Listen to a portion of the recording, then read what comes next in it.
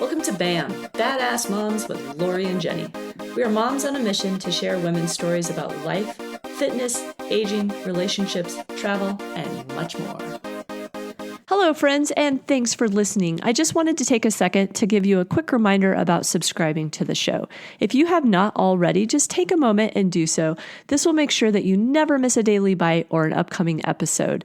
And in addition to that, if you have a few extra moments and like to drop us a review, we'd really appreciate it. And there's also a sponsor of the show located at the bottom of all of our episodes.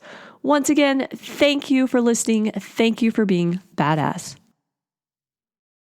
Hello, everybody, and thanks for joining us on another episode of The BAM. Today, Jenny and I thought it would be fun to do a little catch-up and dive a little deeper into what's been going on in our lives and, just kind of see where the conversation goes, because it's been a minute since we've had the opportunity to catch up. Hey, Jenny, how you doing? Hello. Oh, my gosh. I don't know about you, but I feel like I am sliding into home base this week. It's just been craziness. So yeah. I feel a little bit worn out. I feel like that almost every day. I feel like the days start off so busy, and then finally by the evening you can maybe take a breath, and then it starts all over again the next day. Yeah. But I feel like with summer coming to an end, and you now being an empty nester, which I want to talk about, that's got to be like a totally interesting feeling in itself. And me getting the kiddos back to school and kind of like dialing in a new routine. It all has been crazy busy, and I'm looking forward to maybe being able to take a breath at some point. But let's talk about you, empty nesting. How does it feel? Like where are your emotions with this? All over the place. So it's not so much that your kids are out of the house. I mean, that, of course, that's part of it, right? But all of a sudden you have this like realization that this part of your life is over, right? Like, I heard something, actually it was on the Mel Robbins podcast, which I absolutely love, but she said something about by the time your kids are 18, 90% of the time you will spend with them in your lifetime is done. Oh God, I know. So of course I hear this and it's like, my kid's already 18. When I hear this, I'm like, shit, I feel like I've missed it. Now the point is your job is to make that next 10% like impactful. Right. But yeah, so it's not so much that you're like the kids are no longer in the house because, as they get older, they're here less and less. But it's more the fact that part of your life is complete, Yeah. And although there's exciting things ahead, it's still, I think you have to just like grieve that is done. Right. I mean, it's got to be a crazy feeling. I'm still in the thick of it, so I can't quite get there yet. But just to kind of, reflect on what you said, that first 18 years is so impactful. Every single day you're there with them, or you're, just making such an impact on their emotions and on their thought process. And then when they leave the house, you're still doing that, but you just don't see them every day, and you don't necessarily have that constant engagement. So it's just, like you said, it's a different chapter. Right. Yeah. Yeah. And the thing that I find interesting too is that, when I was in college and when you were in college, I basically talked to my parents. I don't even know. Maybe I did talk to them every day, but it had to be like after 9 p.m. Like there were long distance charges. There were parameters around how involved our parents were in our lives. Like they couldn't see where we were. They couldn't talk to us all the time. We couldn't contact them anywhere. If they weren't at home, we couldn't call them. And so what's interesting is that we dropped Chelsea off. We took her to a place she's been once before. She didn't know one person. Obviously she's a freshman, so she doesn't know how college works yet, what a syllabus is, how to log into the systems, all that kind of stuff. So much new at one time. Right. And the girl did not shed a tear when we left. Like she was excited. She was doing great. I was like, until after you left, and then she probably started calling. Right. But it was funny because, then we left on a Saturday, and then on Sunday, she's like, I'm bored. I'm like, that's to be expected. Right. And then on Tuesday, she had a day where it was like, she couldn't figure out her tech, like nothing would work. It was her second day of classes. She had a teacher that, in her opinion, was a real jerk and, put some expectations in place that scared the shit out of her. And so she's like, they're all these doe-eyed, like terrified freshmen walking in. don't know that they should log into a system before they start class, don't know they should read the syllabus before they start class. So, when he said to the class, which is, a couple hundred people, because it's one of those big auditorium ones, which she was already afraid of, when he says to the class, we're doing a test on your syllabus, she panicked. And then she said, and then he proceeded to put down his expectations, which she felt were very stringent.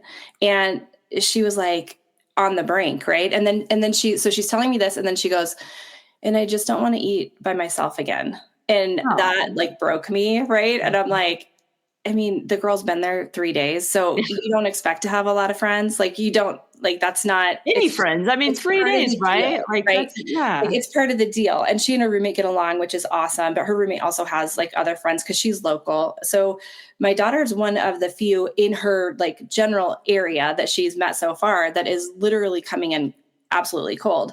So she was all full up on new and trying to absorb and trying to learn. And so anyway, so she's like, I want to drop the class. And I said, you might want to give it another day. Some teachers like to put like pretty strict expectations in place, and then they loosen up. They want to weed people out. And as I'm saying it, I'm thinking the goal is to weed people out, which honestly, I think is a dick move.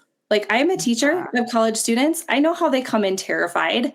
And being a teacher of freshman college students has made me more empathetic towards my kids, and vice versa, right?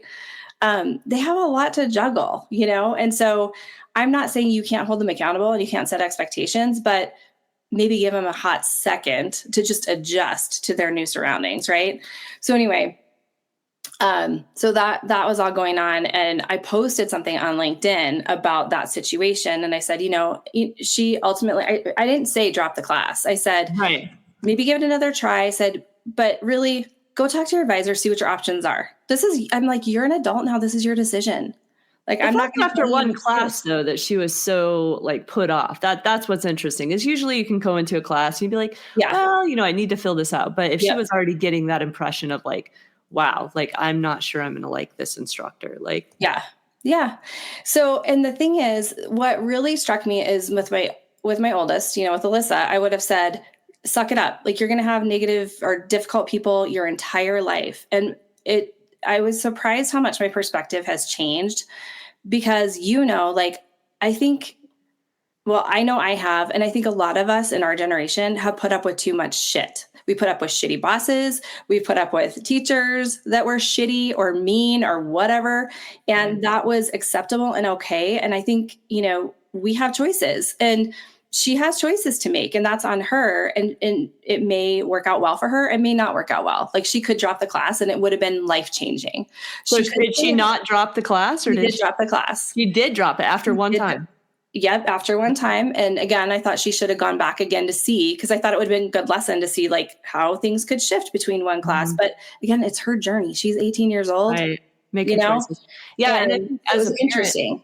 I think as a parent, there's a part of you where, with, you call it our life experience, you do kind of want to promote that, like, give it another try. Like, don't make that first impression. Like, if someone makes a bad first impression, give them the opportunity. Maybe that teacher could have ended up being her favorite teacher, but that's what I said. You have to respect the thought process that she's in and her newness to everything and wanting to feel comfortable, and just having that bad first impression in her mind. You want her to make that decision, and now she carries that decision with her that totally, she'll never know if that she'll never know. Right. And maybe she'll encounter that teacher again in the future. But again, maybe in the future, she'll be better prepared to handle something like that. Right. Because it's not so much new thrown at her at one time. Who knows? But it's her journey. It's her decision to make. She's 18 years old, and then we have to decide, like, if she doesn't take enough classes, then we have to decide if we're going to pay for her. Like, but this is the start of her independence. Right. But it was funny because I posted something on LinkedIn and I was like, equating it to just like bad, like if you have a leader that rules by fear, like I was basically speaking about ruling by fear, like, is that really the effective thing to do? Because the reality is she may have learned a lesson like, oh, I should read the syllabus before class, but think about how much more she could have learned in that class, hopefully over the semester, but she stopped listening that second. Yeah. Yeah. She wasn't going to be open-minded to moving and forward. Even if she would have continued to be in that class, she might have already just shut that totally. blinder, And as a communications instructor, I'm like, the whole goal is for, if you have a message, to be heard in the world, right? To be heard. Mm-hmm. And the second you say something that shuts people down, you're not going to meet that goal. No, totally. And that's where we are in the world in general right now, right? So anyway, it was just interesting because I will say I got hammered on LinkedIn. There were some people that were like, I agree with you. And some people that were like, well, that's shitty parenting. You should be telling her she has to suck it up, all that kind of stuff. Welcome to social media. You invited that upon yourself. And I know. I think it's an interesting line of feedback, right? Where you're kind of looking for people's thoughts and advice. And then you can kind of sift through and say, yes, I agree, I disagree. And there are valid points.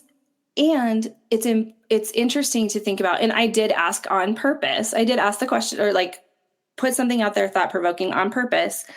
But what I find interesting is like, I'm not a parenting expert or a psychiatrist or a child psychologist. I'm a mom, a teacher, and an HR professional, right? Mm-hmm. Doing the best I can to navigate the situation. But even if you are specialized in working with children, like a child psychologist, they all disagree. So it's just funny to think about like how many different ways there are to do things. Right. There's and how your life experiences color that. Right. There's so many different opinions in the world. It's so interesting to, like you said, even when people are in the same line of a profession, their opinions and their advice, they vary so much. Totally. So, it's coming to it with an open mind and listening and taking all that and saying, okay, at the end of the day, she made her decision and, she has to live with it, whatever it is. Yeah, no, absolutely. So how has it been back at home though with, the girls being completely gone? And like you said, kids always come back, the house is like a magnet, right? They come and they go. But ultimately, like, has that provided you now when we talk about scheduling and, my life is kind of chaotic with kids and, hauling to practices and this, that, and the other. What about you? Have you found that this has provided more time for you, or do you feel like you have less time now because you're packing your schedule so full of working and all those things that you're not actually like providing yourself a little bit more extra activity time? Some space. It's actually a little bit of both. I've always been a schedule packer, mm-hmm. And then I'll be like, oh my gosh, I need some downtime. And then I'm like all or nothing, right? So it's like super jam packed or there's nothing, right? So I need to get better about kind of spreading that out a little bit. So this week last night was the only night I didn't have something like after work. So that's why I feel like, holy crap, I'm exhausted. But I learned a lesson from that. Like maybe I only do 2 things a week, right, right. Whatever. So I think that it's going to be a learning curve.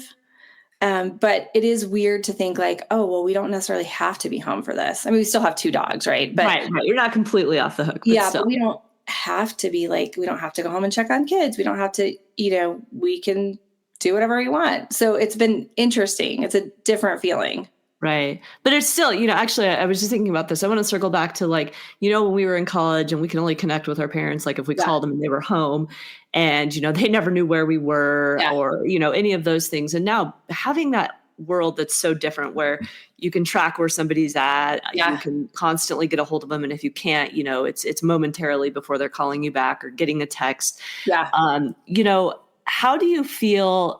Is that more stressful? Like, do you wish back a world where? Yes, I do.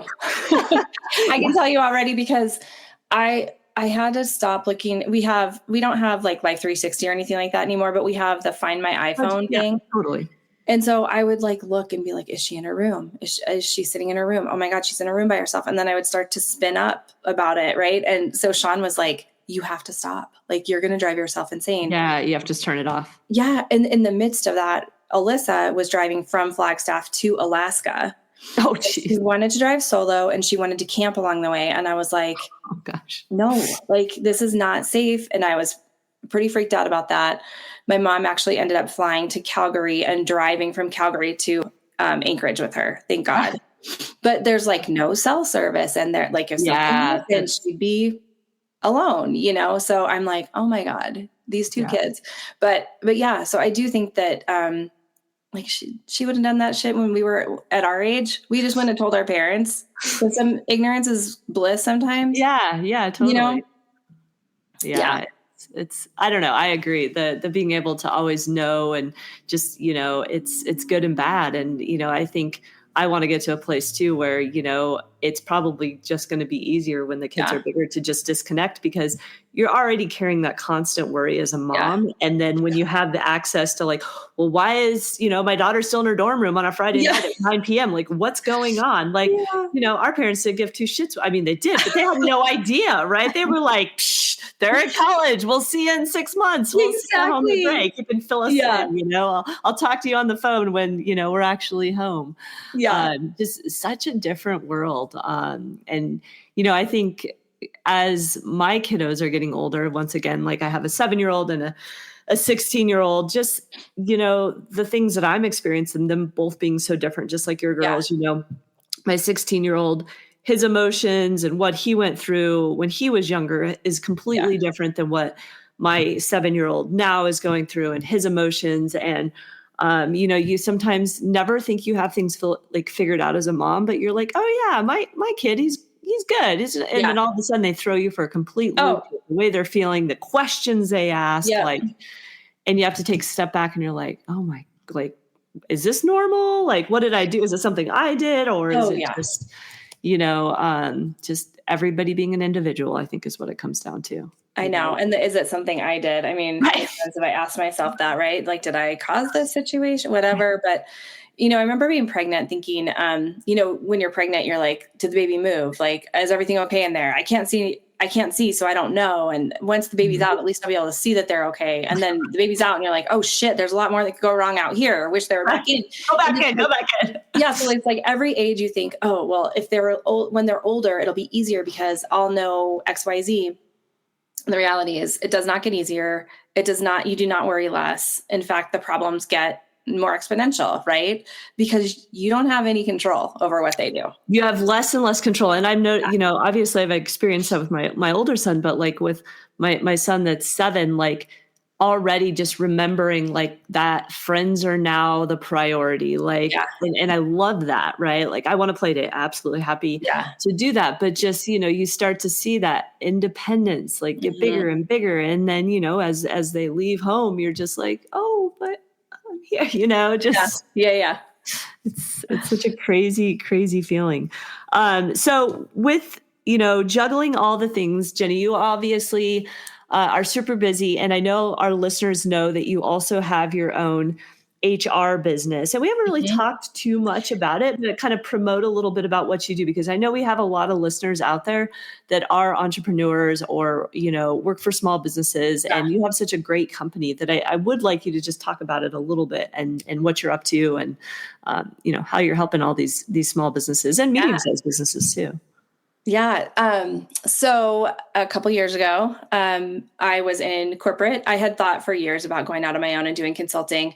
And I finally got to the point, going back to what colors my experience, right? I feel like I was putting up with things sometimes to the detriment of my own health, so that kind of links to, what I was talking to my daughter about, like, you got to decide what you can take on, what you can't take on right now. Right. And I finally had this, my dad passed away and he kept telling me, like, you're working yourself into the ground. Like me and my brother both. And I don't think we are unique. I think that this generation is doing a lot of that. Right. And so that was probably the start of like me getting really serious about revisiting going solo again. And then I finally was like, you know what? It's time. And so, I decided it was time to go out and start my own thing. And one of my coworkers said, I'm coming with you. Let's do this together. And so we did. And I always love it when other people want to join. It was awesome. The unknown. I love that. I told somebody the story the other day. She goes, you had a Jerry Maguire moment. I'm like, we totally did. We grabbed our goldfish and we got the fuck out of there. We're out. So it wasn't exactly like that, but it was super fun. So January, actually, a couple years ago is when we started. So we're almost 2 years in to having our own business, and we support small and medium-sized businesses. And we're trying to communicate this in a way that people who've never experienced HR understand. So I guess the best way to say it is we help with all things people related. So when humans are involved, it gets complicated. And there are a lot of laws that support employees, and there are a lot of laws that employers have to follow. And when you are a business, we've seen a lot of family businesses that have grown over the years, and they start bumping into things that cause issues with their people. And that's where we can come in and help. So, what we do, we call fractional HR, and we actually jokingly call it HR in your back pocket. So, if you do not have an HR department, or if you have a very small HR department, we can be that person you call and say, how do we handle this situation? We have an employee who threatened somebody in the office. We don't know how to handle this. There's a safety concern. We don't have any policies. Like, what do we do if we want to ensure that we're compliant? We're legally compliant with how we pay our people, how we classify our people. Like, that's all the stuff we can help with that. So HR in your back pocket is kind of our baseline. And then we also do, speaking of, leaders and good leaders, we believe, and we have seen in our history working in HR for, 30 years or whatever, that leaders typically don't get training when they move from individual contributor. So when they move from, I don't have anybody reporting to me, I'm, sitting next to my buddies and we're just cranking out work, all of a sudden they're leading their buddies. They don't know what they don't know. They don't know what responsibilities they now have as a leader. And how do they make that shift, right? So most of the training and the development dollars goes towards higher level, executive level, director and above. They get coaches, they get executive coaches, they get, training, how to lead better, how to influence. But when you're moving from, being an employee to being a manager of employees, you typically don't get a lot of training. And so there's a tactical component to that, but there's the human component. And how do we, back to the teacher situation, right? Like, how do we support people and set expectations and hold people accountable and do it in a way that is clear and kind? So I don't know, I guess that's a little bit about what we do. And for leadership stuff, we will work with larger organizations, and departments and things like that. But, some small to medium-sized businesses just don't have enough leaders to go through those kinds of programs. But it's, absolutely an area of focus that they should tackle. Well, and that's why I love your business model, because you've said it multiple times, it's about people, right? Mm-hmm. And I think, you working in that industry for so many years, it's supposed to be about people, but a lot of the time with larger organizations, it doesn't necessarily truly, I think, follow, walk the walk, right? And I think for you to be able to bring your experience and your knowledge, and Sarah, your business partner, to do the same for these small to medium-sized businesses and really set them up for success for the long haul by, yes, you've got to know all the ins and the outs and, like you said, the laws and this, that, and the other. But at the end of the day, like, how to treat people well so that they want to continue to work for you, Totally. and set everybody up for success. So I think that's where you guys really shine. I think you're doing a great job. And, I highly, highly encourage anybody out there that really needs, the best of the best to reach out to Jenny for any HR services that you need. Well, I want to hear more about, so Lori started a new job. I did. I'm working. So tell us about, speaking about like, having your days be jam-packed. They were already jam-packed. Now you've added a full-time gig on top of this. Tell us a little bit about that. Yeah. So, it's been a transition for sure. I joked for so long with my husband that I was in early retirement. But, for me, that really meant nothing, because I'm always going and doing. I'll be honest, at heart, I'm a true entrepreneur. Like, I am always thinking, like, what's next? What can I do? I feel like I have so much to give. And I really, I am never scared to just go for it. There are times when I have ideas that I'm like, oh, I got to back up, because I want to go for it, but I ultimately know that's probably not the best idea to go for. But I have to be grounded. But I'm kind of in a spot now where I am working for a great company. And speaking of people, they're wonderful to their people, and I enjoy the team that I'm working with. And it is in the health and wellness industry, which is fantastic. And I love that we're helping businesses, fitness studios specifically, really help them with their day to day and be successful. So fitness is always going to be a part, I think, of whatever I'm doing.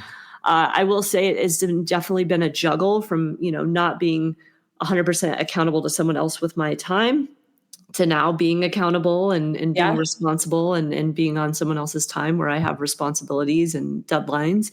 But, I've been able to find a very good balance at the moment where I'm able to kind of do it all, as I'd like to say, where I'm able to work, I'm able to have the flexibility with my child, and I'm also able to do my fun things and projects and side businesses such as BAM, where it's just so important to my heart and my well-being. But I will say, it goes back to just that entrepreneur in me is just constantly pulling like, what's my next move? What's my next move? And for me, it's not necessarily a move. It doesn't mean I'm going away from anything. It just means in addition to what I have, what other things can I be contributing or putting out there? But, I think sometimes it's hard because Jenny, you're like me, we have a lot of ideas. Every day I have ideas, but it's, okay, are these ideas of value to pursue, or are these ideas just cool and they're fun to think about?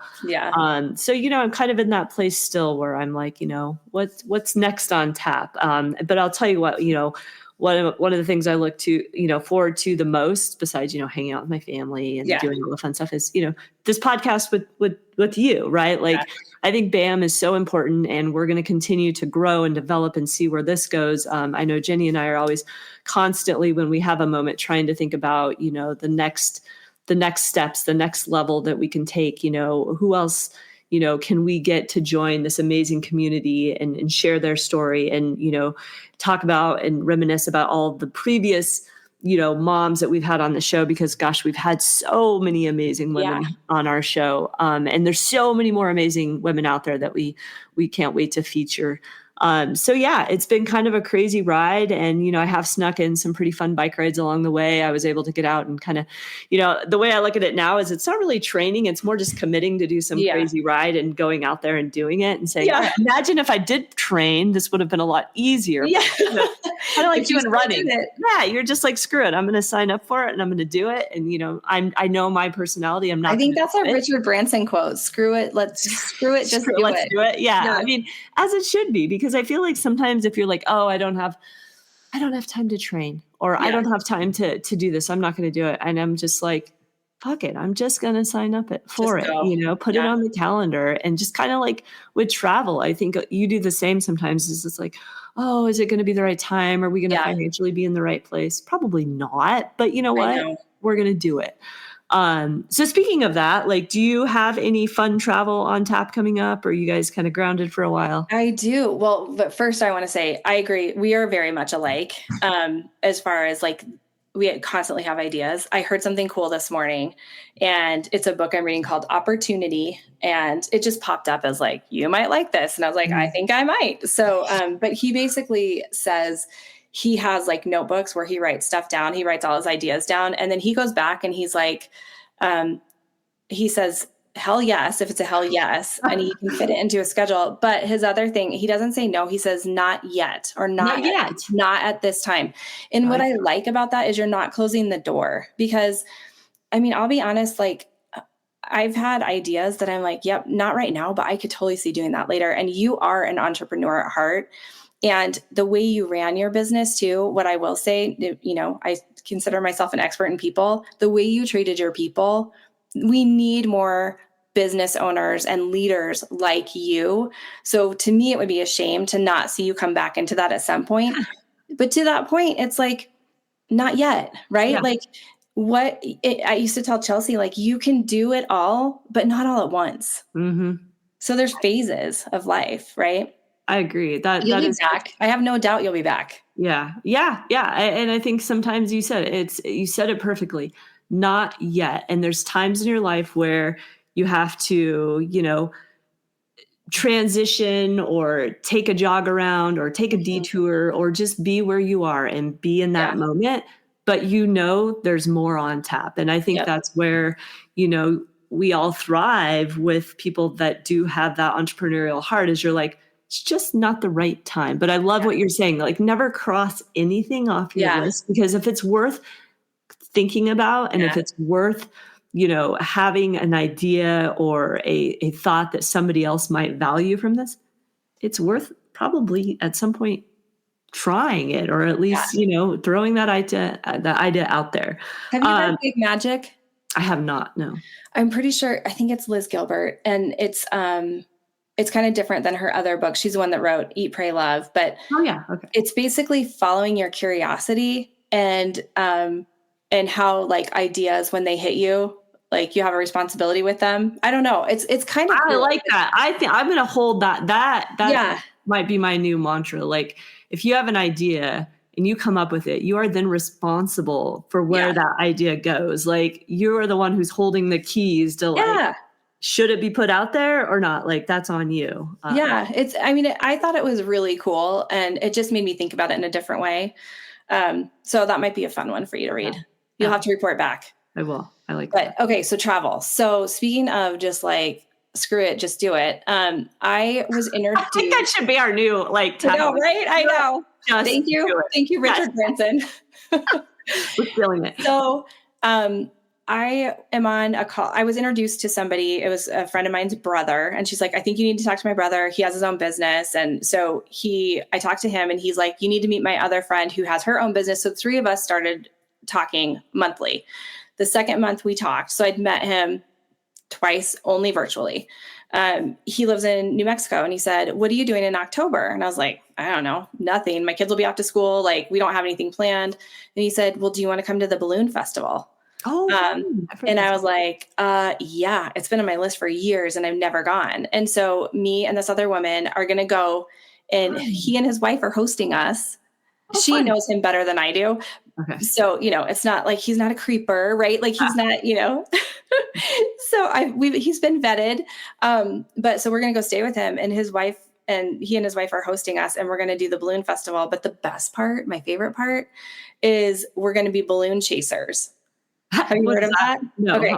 But it sounds fun. I actually thought you were running, but you're actually in a van. So like you help track down you follow the balloons in a van, and then you go. I want to envision you actually running after the balloons, because that's. And I was like, I get to run after the balloons.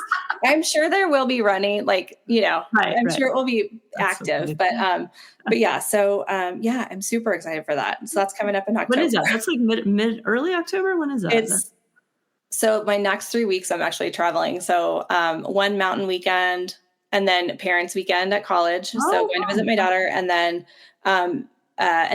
New Mexico is it's the first weekend of the festival. So the 4th and the 5th. Oh, so fun. Oh my gosh. Yeah. Your schedule's already filling up, you empty nester. Look at you. I know. But I told Sean, I'm like, this is the time of our life where we are able-bodied and we can do these things. Like our bodies can hike and bike and do all the things. So I don't want to, sit around and just wait for a time that maybe we have more money, whatever. Like the time's now, right? I agree. I'm a big live in the moment. Like I'm definitely let's do this and then like deal with the repercussions later. Right. My husband is definitely the like, we need to, he's very practical, which that's the balance that we need, right? We need the like person that's crazy over here. And then you need the person that's like pulling you down a little bit, but then you kind of come into the middle, right? I feel like I have both of those within me, because there are moments where I'm like, let's do it. We'll figure it out. But there's a practicality in there that does try to hold me back. And I'm trying to listen to it a little bit less. That's all. Yeah. Okay. Well, I don't even have that. So I don't even know what that's like. That's all you need. Yeah, you're good. You're good. Fills that void for me. So, okay. Do you have any travel coming up?